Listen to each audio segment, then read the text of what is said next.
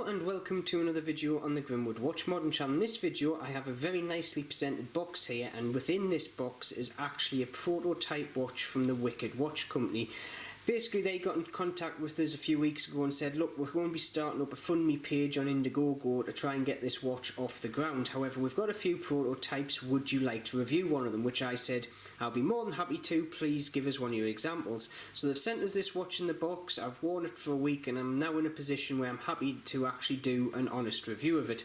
Just a bit of a disclaimer though, this is a prototype. Some of the features on this watch will not be carried through to the production models, and some of the features on the production model won't be carried over to this watch, or aren't in this watch, but I know what these are, so we'll go through each one of these features as I do the review. But without further ado, let's have a look at this lovely pearl diver from the Wicked Watch Company. And yes, very nice. Let's have a look at it in a bit more detail. So, first things first, let's get the sizing out of the way. Now, the diameter of the case is 42mm, lug to lug is 46mm, lug width is 22mm, and the depth of the watch is actually 13.8, give or take. It does wear very nicely on the wrist, and it's very in line with like SKXs and watches of the same kind of ilk with the 42mm case, and it does wear quite nicely. And then we come on to the case. Now the case itself is stainless steel. They are going to be doing a bronze version of this case along with the stainless, which I'll be very much interested in because I am into bronze case watches at this moment in time. So yeah, it also comes with some lovely drilled lugs there for easy strap change outs, and there's a lot of options with this watch. He sent us a few of the options with it, so I will be showing you them. We also have a screw down crown for obviously the 200 meter water resistance, which is yet again very nice. Widening and hacking with that NH35 movement which it's got ticking on in there.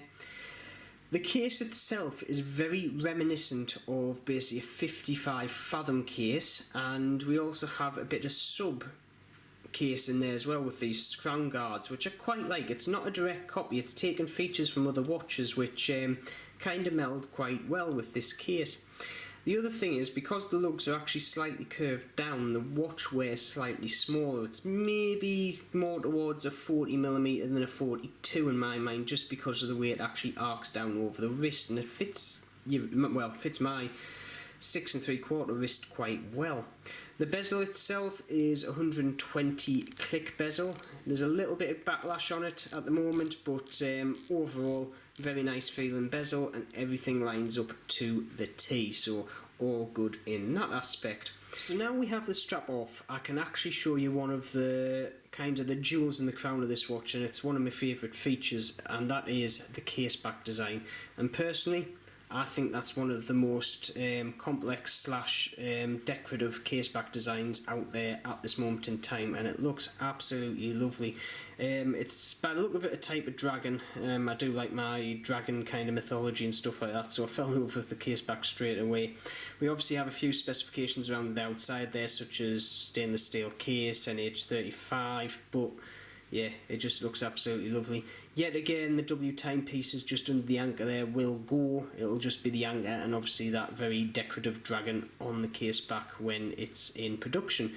But yeah, personally think that's one of the best features of this watch. So now we move on to the dial. Now the dial itself is one of the first areas where something will be different between this prototype and the production model, and that is the W timepieces at 12 o'clock. That is going. The only thing that will be there is the anchor and obviously the writing at 6 o'clock. With that out the way, let's have a bit of a more closer look at the prototype. So the model I've got is actually the red model with the fumier style dial. I might have totally got that pronunciation wrong, but hey ho. There will be 4 other options available. There's going to be a blue starburst and a green starburst dial, and there's also a black dial and another black dial with red highlights. I will put a picture up now just showing you those options, as you can see, and that's more in line with what the production models will look like. Now, the lume on this watch is absolutely great, and there will be two options offered. There will be C1 Top Grade X1 or BGW9 lume. So there is those two options to actually apply onto your watch. And that will also be matched to the bezel insert, because the bezel insert is also fully lumed. So I'll do a quick lume shot now. As you can see, it looks very, very nice. The one thing that does stick out with the lume is that anchor at 12 o'clock, which I think is a very, very nice touch. Now, behind the dial, we are running an NH35 movement, so obviously we have the wind and hacking features, and because it's basically a Seiko-derived movement, you will have no problems whatsoever with it, and I'm a big fan of that movement, so use them in most of my watch modern kind of adventures. Moving up, we have the handset. Now, the hour and minute hand are pretty standard, and to be honest, I think it does very much in keeping with the watch style. However, the second hand is very nice. We obviously have that anchor at the back end of the second hand, and we have the actual second hand going down to a lovely red tip, and there's also a nice little bit of lume there right at the arrowhead. So yet again, nice little touch having that little anchor just ticking around there very, very nicely. Moving up, we have no kind of chapter ring per se, but we do have a lovely brushed finish on the inside of the case. We then move on to that lovely bezel insert. Now, the bezel insert's actually a domed sapphire bezel insert that is fully lumed, as you saw before, and it is very, very nice. The other thing, the sizing of the bezel insert is actually identical to the SKX, so you can basically put in aftermarket bezel inserts for the SKX into this watch if you want to actually change the style, or if you wanted one of these bezel inserts in your SKX, you could actually do that if you ask nicely enough. So that is a very, very nice touch, because it just adds a bit more modability to the watch overall. And we're also sitting there when I'm here with a slightly domed sapphire crystal with blue AR. So obviously lovely scratch resistance there, and obviously very, very nice look, and the anti-reflective properties of this crystal is very nice, as you can see. So now we move on to the strap, and the strap is very, very nice indeed. It matches the watch case perfectly. Now, this has solid end links on it, and the actual feel between the actual strap and the case is seamless, so there's not hardly any step there whatsoever, and being solid end links, it's pretty much there to stay. It's better than my Tudor, and that's saying something.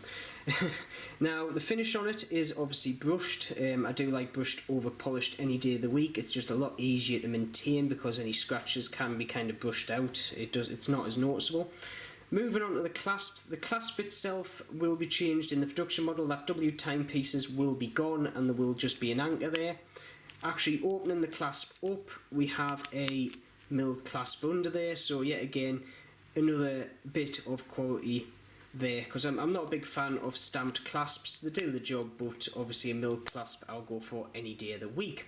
Like I say, there will be two options in the case, so you'll get the bracelet. You will also get this lovely NATO strap, which will most likely be colour coded to the watch. So with mine being red, we obviously have the black with the red outlining on it, and it's a very decent quality as well. It's very smooth, it's thick, and we also have lovely hardware on there that's brushed as well, so it matches the top of the case nicely. So if you give us 2 seconds, I will actually put this on the watch and show you.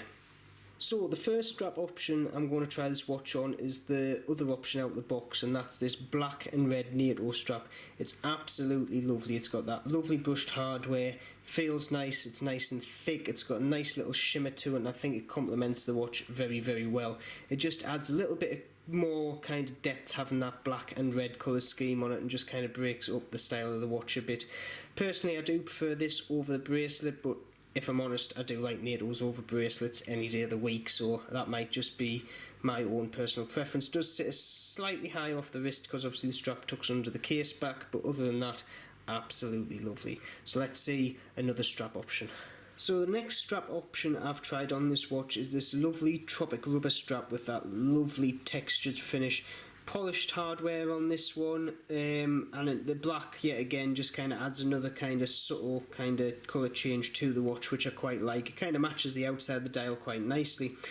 Like I say, there is plenty of other options. I've actually got a selection on here. Like I say, I've tried the NATO. However, these ones I actually haven't tried yet because I've only got fat spring bars and they won't actually fit into the rest of the options. So with these ones you would have to actually go for the thinner spring bars, which I actually don't have any in my parts bin at this moment in time. So just to give you a look at what you can actually fit on this watch and what's actually offered by the company, but at this moment in time I can only actually put on a select few because of the spring bars I have at this moment in time. So with that, let's get on with a conclusion and sum up what this watch is like.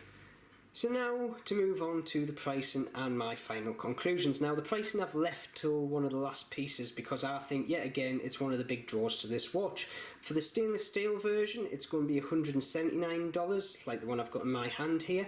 For the PVD version it's going to be $189, and for the full bronze version it's going to be $199. Now for a bronze watch under $200, that is a steal, and even for the steel versions those are very good prices for the specs you're getting. Sapphire crystal bezel insert, fully lumed, you get that lovely design on the case back, NH35 movement, and you get all these lovely design features that basically are taking cues from other watches but they put them into one case and it just pulls it off spectacularly, where it's phenomenal on the wrist. There is an awful lot of very good points to this watch, and at that price point you can't really go wrong. Now like I say, they're starting up an Indiegogo page. It's actually started now, it's in the bottom at the description. Have a look, see what you think, and I think there's a few offers on there as well for the initial kind of pledges, so have a look and see what you think. Now they also do a sideline called Wicked Mods, which are basically mod parts for Seikos such as the SKX, and they've sent me a few initial samples of them, such as a coin edge bezel. I've also got a chapter ring from them and a set of Tudor style hands, which I'm going to be trying out on future mods and will get back to you, but it's very nice to also have another company I can get mod parts from. So with that, I'm going to leave this video here. What's your personal opinion on this watch? Please put in the comments. Do you see yourself wearing one of these watches? Would you actually go to their site and put down an initial pledge to actually fund them to get this into full production? Which, to be honest, no doubt I will do, because I wouldn't mind one of these for myself to keep. And until I send this one back, it's going to be on the wrist for quite a bit longer because it just feels so nice. Or is it just not your cup of tea for one reason or the other? Please, either way, put in the comments and tell us why. As always, if you've liked this video, please subscribe and also hit that little bell icon so you can get notifications when I put up new videos. And as always, keep safe and I shall see you soon.